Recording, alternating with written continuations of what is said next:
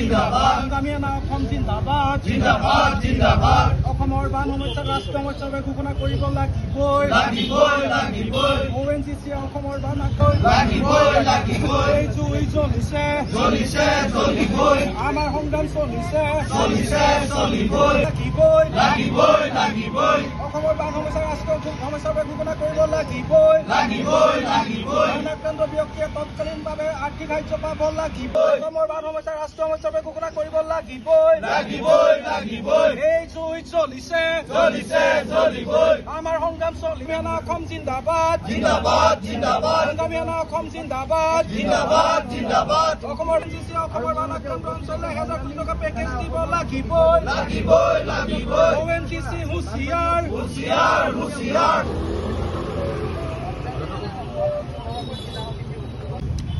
প্ৰথম কথা পলয়ংকাৰী বানে উজনি অসমৰ 3খন জিলা তছনছ কৰি থৈ গ'ল। তাৰ পাছতো কিন্তু আজিৰ তাৰিখত চৰকাৰেই হওক বা বিৰোধী পক্ষই হওক ৰাজনীতি কৰিবলৈ এৰি দিয়া নাই। এইটো এটা চৰম দুৰ্ভাগ্যৰ কথা, কাৰণ বানাক্ৰান্তক লৈ ৰাজনীতি এইটো আমি আচলতে কোনো কাৰণতে সংগ্ৰামী সেনা অসমে মানি ল'ব নোৱাৰোঁ। বিশেষকৈ বানাক্ৰান্তক তাৎক্ষণিকভাৱে যি 15,000 টকাৰ এককালীন ক্ষতিপূৰণ দিয়াৰ ব্যৱস্থা চৰকাৰে কৰিছিল, এই তৎকালীন দিয়াৰ ব্যৱস্থাৰ সময়তে কিন্তু আমি দেখা পাইছোঁ বিভিন্ন সময়ত অনিয়ম। এই অনিয়ম কিয় হ'বলৈ পাইছে? ইয়াত জিলা প্ৰশাসনৰ দুৰ্বলতা আছে, চৰকাৰৰ দুৰ্বলতা আছে, নে কিবা আন কিবা? গাঁও প্ৰধানসকলে বা ৱাৰ্ড মেম্বাৰসকলে এই ক্ষেত্ৰত আচলতে তেওঁলোকৰ দায়িত্ব সুচাৰুৰূপে পালন কৰিব লাগিছিল, ইয়াত কৰিব পৰা নাই নেকি? আমাৰ স্পষ্ট কথা, এই ক্ষেত্ৰত আচলতে প্ৰকৃত বানাক্ৰান্ত এজনীও যাতে নোপোৱাকৈ নাথাকে তাৰ ব্যৱস্থা কিন্তু প্ৰশাসনে কৰিব লাগিব। আৰু 48 ঘণ্টাৰ ভিতৰত সেই উপযুক্ত যি বানাক্ৰান্ত যিসকলে পাবৰ যোগ্য তেখেতসকলক পোৱাৰ ব্যৱস্থা কৰিব লাগিব।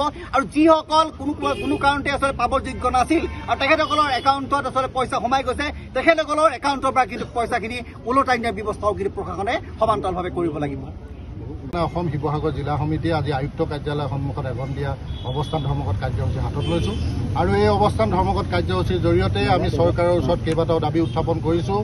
আমি চৰকাৰক ক'ব বিচাৰিছোঁ যে 19 জুলাই দিনা যি শিৱসাগৰ আৰু চৰাইদেউলৈ যি মহাপ্ৰলয় আহিছিল, এই মহাপ্ৰলয়ৰ প্ৰকৃত ৰহস্য কিন্তু আমি জানিব বিচাৰিছোঁ যে মহাপ্ৰলয় অধিক কয়লা খননৰ কাৰণে হৈছে, নে দিখৌত বুকুত শিল খননৰ কাৰণে হৈছে, নে আপোনাৰ নাগালেণ্ডত ডাৱৰ বিস্ফোৰণৰ কাৰণে হৈছে, এই প্ৰকৃত ৰহস্য কিন্তু আমাক চৰকাৰে ক'ব লাগিব। লগতে বানত ক্ষতিগ্ৰস্ত হোৱা প্ৰতিটো পৰিয়ালক যি উচিত ক্ষতিপূৰণ দিয়াৰ কথা কৈছিল, এই উচিত ক্ষতিপূৰণ কিন্তু প্ৰত্যেকটো পৰিয়ালে আচলতে পাব লাগিব। আৰু তাৰ লগতে আমি এটা কথা ক'ব বিচাৰিছোঁ যে শিৱসাগৰ আৰু চৰাইদেউক পুনৰ আগৰ অৱস্থালৈ আনিবৰ কাৰণে অসম চৰকাৰক আমি অতি শীঘ্ৰে 10,000 কোটি টকাৰ এটা পেকেজ ঘোষণা কৰিবৰ কাৰণে আমি দাবী উত্থাপন কৰিছোঁ। আৰু মুখ্যমন্ত্ৰী ডাঙৰীয়াই নিজ মুখেৰে আহি শিৱসাগৰত কৈ গৈছিলেহি যে 15,000 টকা বানাক্ৰান্তসকলক এককালীন সাহায্য দিয়াৰ কথা।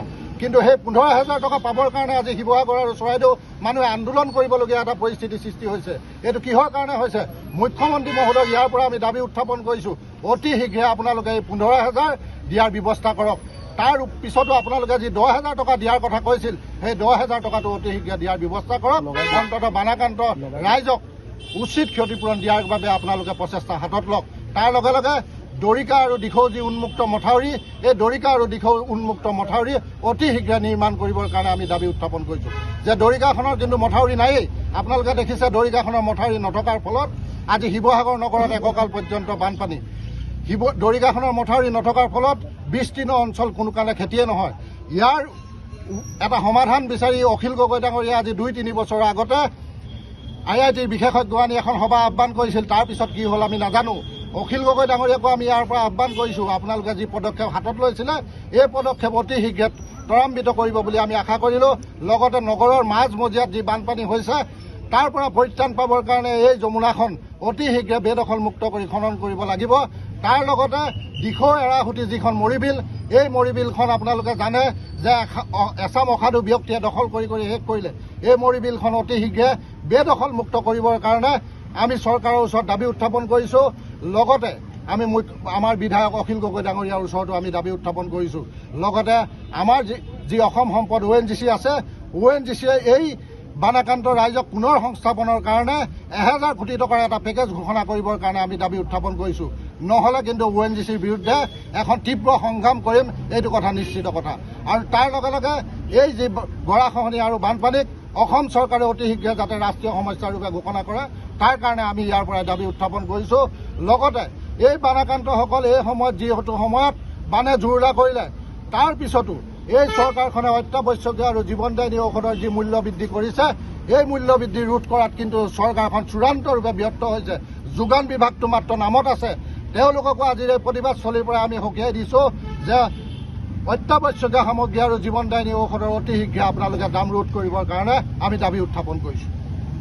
যিকোনো খবৰৰ বাবে যোগাযোগ কৰক 9181 307 221 আমাৰ এই নম্বৰত।